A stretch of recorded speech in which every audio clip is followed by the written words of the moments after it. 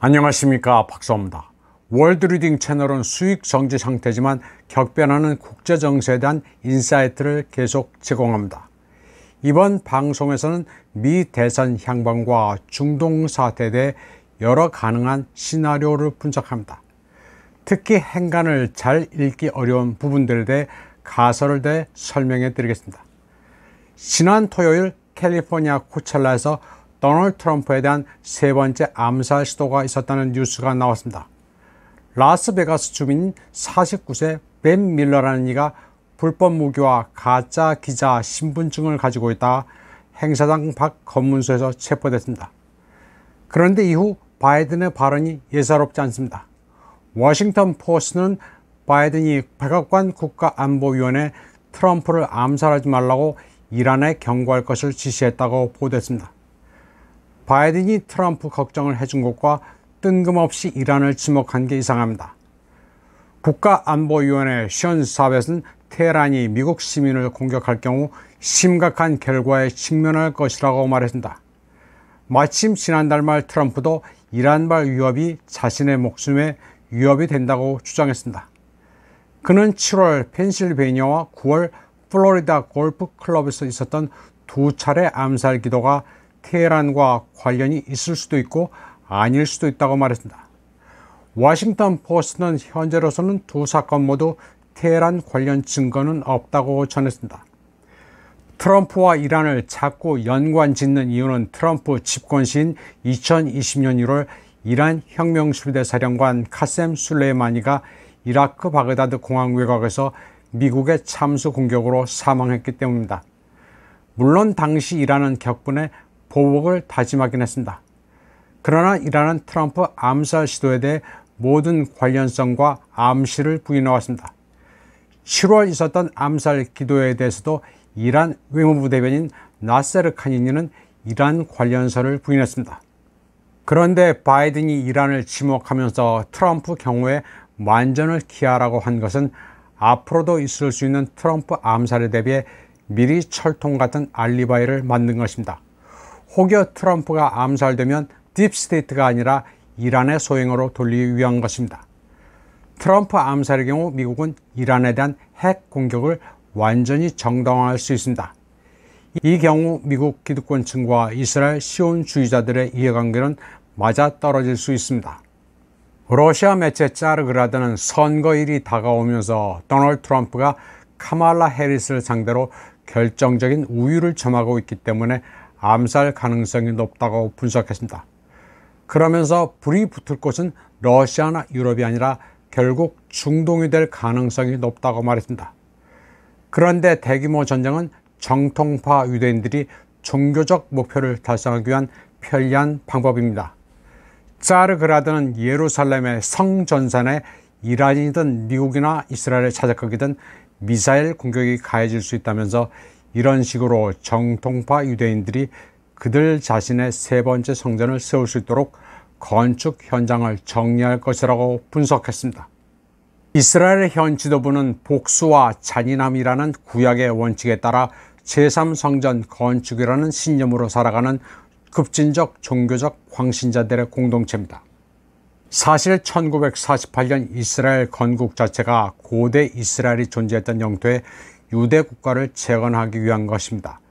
짜르그라드는 트럼프의 암살과 이란에 대한 핵 공격이라는 도발은 가까운 장래에 일어나야 한다는 가설을 제시했습니다.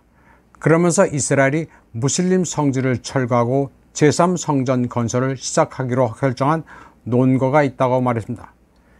제3성전의 건축을 위해 랍비들은 제물로 붉은 티 없는 암송아지새로 정화의식을 치러야 합니다. 이는 민수기 19장 구약 성경 모세오경의 네 번째 책에 규정되어 있습니다. 유대교에서 모세오경은 토라라고 부릅니다. 유대인들은 제1성전과 제2성전 사이의 기간 동안 암송아지를 바치는 9번의 의식을 행했습니다. 그리고 10번째 암송아지의 희생의식이 메시아적이라는 예언을 가지고 있습니다. 또 10번째 의식은 메시아가 오기 전에 이루어질 것이라고 생각합니다. 유대인들은 티 없는 붉은 암송아지 5마리를 미국에서 구해 2022년 이스라엘로 옮겼습니다. 이제 암송아지는 3살이 됐는데 유대인들은 붉은 암송아지에서 다른 색의 털이 나올까 걱정해 제사를 서두르고 있습니다. 시온주의자들은 바로 지금 이 시기에 세상의 종말이 와서 제3성전을 짓기를 고대하고 있습니다. 자르그라드는 트럼프의 목숨을 노린 3번째 시도는 마지막이 아니며 또 있을 것으로 보고 있습니다. 그리고 트럼프 암살이 있다면 그것은 이란에 대한 핵 공격의 구실이 될 것이라고 했습니다. 그러면 바이든 행정부는 비상사태를 선포하면서 선거를 취소할 것이라고 분석했습니다. 트럼프는 미국에서 유대인들이 로비하는 지도자입니다. 그가 2016년 대통령으로 선출됐을 때 이스라엘에 독실한 유대인들은 트럼프가 유대인의 메시아 역할에 누구보다도 더 적합하다고 믿었습니다. 이는 당시 이스라엘 매체에도 공공연히 보도됐습니다.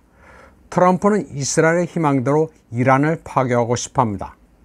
그는 일단 이란에 대해 핵 공격을 하고 나중 문제는 나중에 생각해 보자고 했습니다. 네타냐후가 듣고 싶은 말입니다. 네타냐후는 일찌감치 트럼프 공개 지지를 선언했습니다.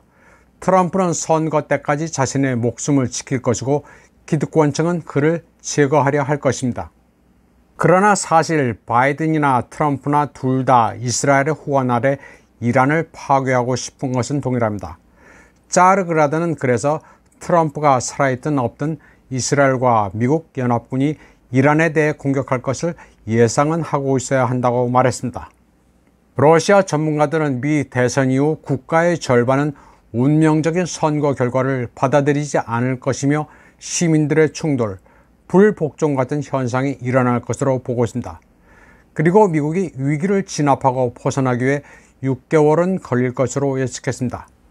선거 결과가 단순히 바이든에서 해리스로 권력이 이양된다면 워싱턴 자체는 근본적으로 변화가 없을 것이라고 했습니다.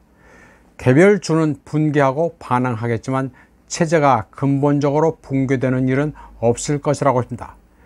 6개월 안에 국가는 폭풍에 대처할 것이며 우크라이나에 대한 전면적 지원, 전쟁 촉진, 나토, 어커스 지원, 지구온난화 이슈 등이 순조롭게 진행될 것이라고 했습니다. 또한 다문화주의, LGBT, 반백인 인종차별, 이주, 유럽에 대한 압력 등도 이어질 것으로 내다왔습니다. 반면 트럼프 시대가 되면 완전히 다른 일이 기다리고 있다고 했습니다.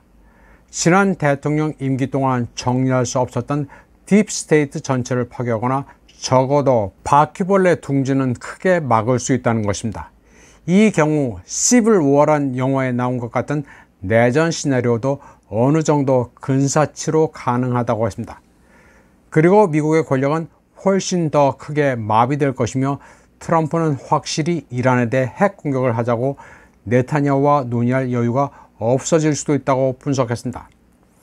또 트럼프 하에서 기대할 만한 것은 워싱턴과 완전히 연결된 유럽 의회 마비, 그리고 역으로 독일, 오스트리아, 프랑스, 이탈리아 우익 정당의 폭풍우 같은 보복입니다. 그럴 경우 글로벌리즘의 전염병으로부터 유럽을 구하는 데 진작에 참여하게 될 것이라고 예측했습니다. 정세가 어느 쪽으로 흐를지는 누구도 알 수 없습니다.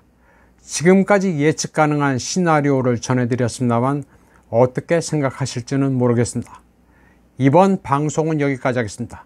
시청해주신 여러분 감사합니다.